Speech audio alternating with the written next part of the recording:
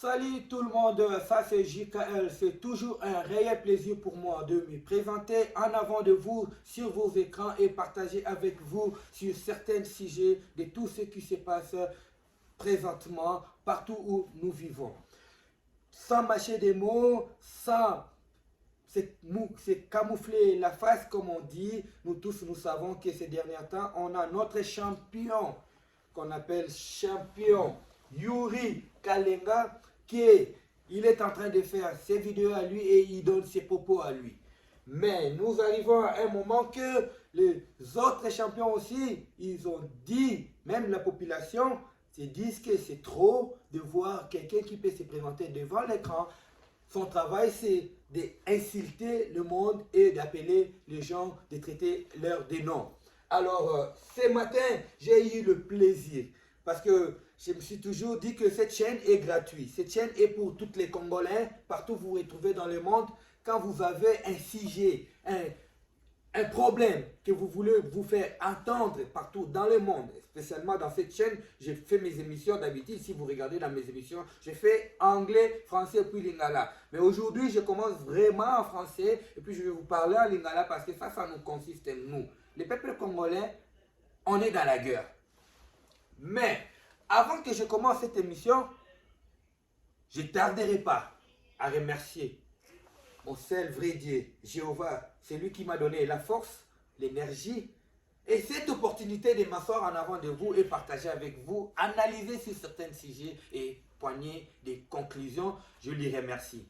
Je ne tarderai pas aussi à remercier ma maman, Mami Ben Bimpe, mwana ya banda ya solo. Moi si wana alio comme mingi pona ngai donc na mona fona bande mission na kumisi nzambete na kumisi motion donc c'est comme si on a fait quelque chose d'illégal. Alors, aujourd'hui, je vais vous présenter un champion que vous tous vous connaissez. Vous tous vous connaissez ce champion-là. Ce champion, son nom est le champion Bulldozer Nindu.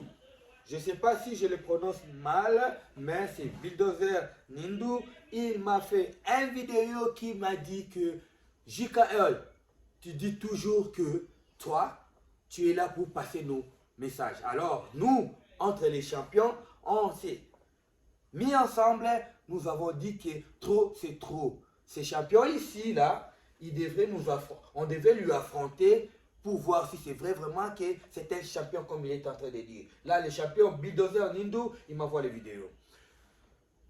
Avant que je puisse essayer de commencer l'analyse et puis par dire d'autres choses que j'aimerais dire au champion Yuri Kalenga, j'aimerais d'abord vous puissiez regarder cette vidéo et j'aurai quelque chose à ajouter. Mais avant de regarder cette vidéo-là, j'aimerais d'abord remercier toutes personnes aussi qui sont toujours présents pour moi. Je dois remercier ces gens-là. Comme les champions Kazadi Wambata, Mbote Bele, Eric Katomba, champion, Mbote Bele, MJ, vainqueur, Gédéon, Mabika, Yope, Mbote Bele et Siko Zali. Tobo Sanité, Jérémy Soussou, capitaine de la place. Donc, capitaine de la place. Donc, dans l'émission, na biso oyo, Mikolo Koya, to commandé na ba affrontement ya ba champion. To kende sur le plan loyal, to mema Congo en avant. Congo est en guerre. To na besoin te que o mutu mungu aye alinga boma muninga na Congolais. Non, na milito yo, so zapenda makasi belé, il faut bombarder muninga na yo. Il faut protéger muninga na Congolais, je vous en prie. Alors, regardons cette vidéo et puis je vais revenir avec vous. Merci. Ouais, champion vidéo. Vous êtes en plein boulot, mais vous êtes en kanda boinde ni vient là. Tina ngana zana kanda par rapport à biloko yumo wana zoloba. Kalenga Yuri. Kalenga alina misala lokola soki nzambe ya ba boxeur nyonso.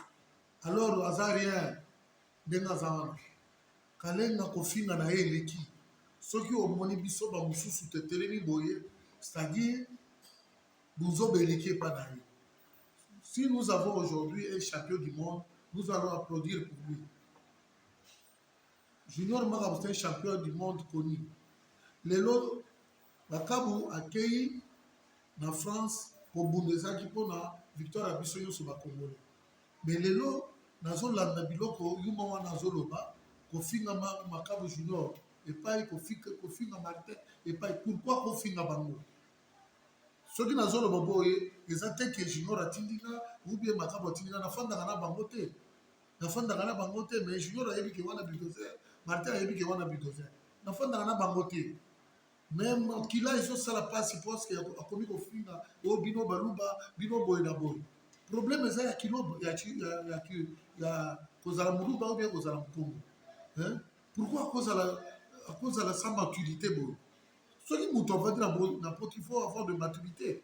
Azoloba lelo o Martin aza mandia azobeta matolo aza mandia donc mpona ye esengeli Martin atelema na bitaba banda mpe kobotola bato batelefone kobotola bato bango ndenge mosala azali kosala wana ye akei na poto par rapport à batournon ya dopel ndenge esalamaki wa ndenge akendaki na poto bokso ezalaka na biso bavillage donc soki lelo Martin akei na village na ye na ta bayambi ye mpo na ye ezosala ye motema mpasi ye aza kasa ye ya wata il doit montrer aussi là où il est quitté azosala vraiment tapage ya kolumbawa kofinga ntina na bakonzi ya mboka alors je dis ceci lokola ye azoyoka te lokola aza mutu na ye eza bouché nazodebouche mutu na ye ngai bulldozer nazodebouche mutu na ye soki moto alandi message ayebi nga bien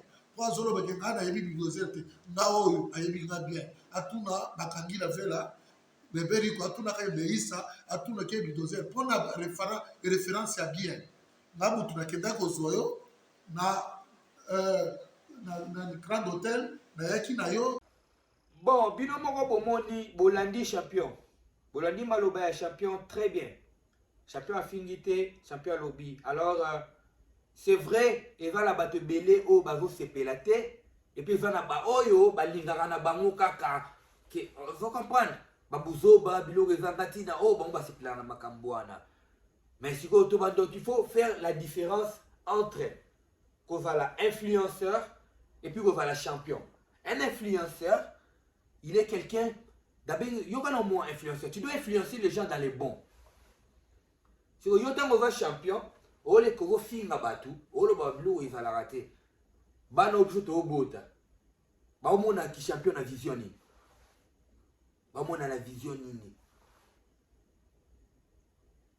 alors masala ngai champion Yuri Kalenga na osenga na yo masa biso bato toza na libanda awa ifale nde tozala en contact na bato baza na kine biso foto mema baproducteur biso foto mema basponsor biso il faut ntango mosusu ke toorganize bakomba moko ata soki ezalaki nango coupe moko boye fabuke topesi mpe communauté na biso mpe topesi mpe nini bato na biso mpe ya sport basimbi yango mpe esali c'est bon mais l'essentiel ezali bavideo na lere ezozalaka na bachaîne na biso biso tozwi baavantage ya kozala awa ezosalaki omonaki no mozungu moko aolanda moto alave moko azolanda oyo batimbela mambo ya boxe bafimi mambo ya sport eza business bakomi koyo kosponsorize ntango kaka na Congo boopesa mambo wana valeur te mais kende sikoyo na Afrique du Sud déjà bamasa ebele baza na baovivre ke bamasa basinye bakoti cash komba cash wana ya mambo mbongo ebele kote oyo alors tokozala ndenge biso nde badiaspora ya solo oyo toli Congo ke liboso tosanisi bala tofaire affronter boxeur na biso be tofaire affronter judoka na biso bien armation nyonso ou bien même te produire musique na biso mo to mi ko détruire yango soi-disant combattant parce que tozala ba haine entre na mitema na biso masana ngai fo boule tika makambo wana nga na tsa obo nga na champion buda nga na ngulani fo koti na kato tuni bato wa fo ngulani eza nini nga na champion na bino na teke ote yo tala na vaka na descentir te nga na ba champion buda ngulani Zulu esprit zala moko mais na changea na bi faut na décider ba influence ma be tozaki na ngwana mu famille na so bangambo bitumba totika totika makambo wana to profiter de l'influence tozalaka nango déjà faire du bon nango beta ba émission na anglais français awa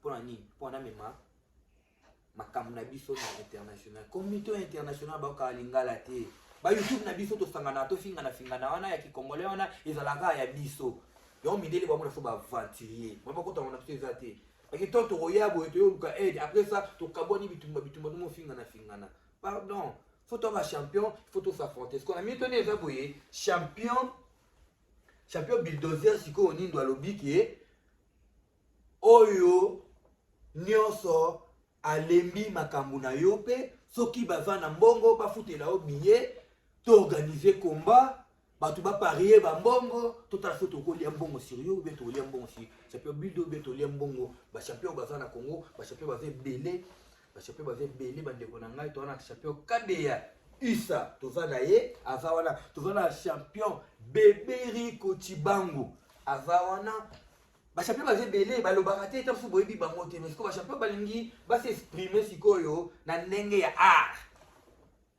bamima na ndenge ya art bamima te kio bazofinga bamima na ndenge ya art champion azaka likofi nde moto esama solo vous comprenez so ningo loba omoi oza mpe na art ya koloba zwa yango mema baproblème ya mboka na yo na communauté internationale ganga sala bavideo lela mboka na yo eza na trouble en tout cas napesi mbote mingi lisusu na champion bulldozer oyo opesi nga confiance parce que lelo nde na mosala ebandi nalobaka nga nazali travailleur na bino nafangage mpo na bino na otravaille na monde international na osala makambo so ke bino bomona eza na importance te pourquoi osala boye me koto oyo so osali ata bongo ekobakisa ata papa ok mamboye on a des projets pour faire pour ces pays là alors ezosala pasi kovanda kotala motu moko alekaka sikoyo otali yo moko video yango wana so otali yango te bato na yo baomona video wana ekocircule baomemela yango baaffronte yo wana babenga yango mena confrontation baconfronte yo sikoyo na art na moano vous comprenez bokenda yango bongo na ndenge ya gauche droite. Alors, Martin Bukele, champion, on a fait super mbote si kozali. Vous comprenez? On a fait super Jérémy Lisusu, Sousou, le capitaine des places. Yo déjà dans les lieux, comme on a déjà Salingara, c'est bon. À part ça, on peut faire mbote mingi, parce que nous avons membre, il y a ASEBL, les sportifs sans frontières. Donc, tant que sportifs sans frontières, veut dire, on a Congo. Basala entraînement kaka na kata zelo mais yo za na tapis roulant za na tapis esthétique ba bilo tout bosala to sala awa ba énergie drink ya no tout melaka bango le ba betande mbuma boalu bwa vita ova oyebi biloko wana donc toko profiter na bato bongo na pesi sou maître Jean-Jiko masa na ngai Zulu na pesi mbote bele siko zali yo za na maison maître yo donc comprendre G parce que classe c'est ça na kaka maître to bosanité sous maître Skanta soko sakani abetaka mouvement na gauche avant à droite il est défaité na PC mbote sikazali et puis les sous maître Blancha mbote pe sikozali émission na biso na kanti na kosuka wana na lingi na pesa lisusu mbote mingi na pilipili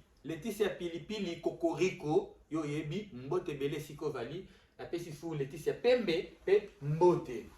Alors vidéo nanga na suki wana abonnez-vous cliquez na cloche pona tangu nyonso na osala vidéo botala et puis ba vidéo oyo yakala soki yo découvrir nga na vidéo je vous en supplie zonga na simatala makambo za kuneza ya kitoko nga finga batu te nga lobaka vérité mozo eko blessé parce que zaka la vérité mais ya ofinga penda non ko blessé batu ke na par intention na blessé non alors tout le monde na prochain numéro ba champion tout na pesi bino mbote ASPL état major p na pesi bino mbote soldat castré na scellé mabala nabosanaka trop masana ngai erreur lolemo tozalaka zalaka nde komelaka nga tosololaka pesaka nga baide omonaka na bosana nga te.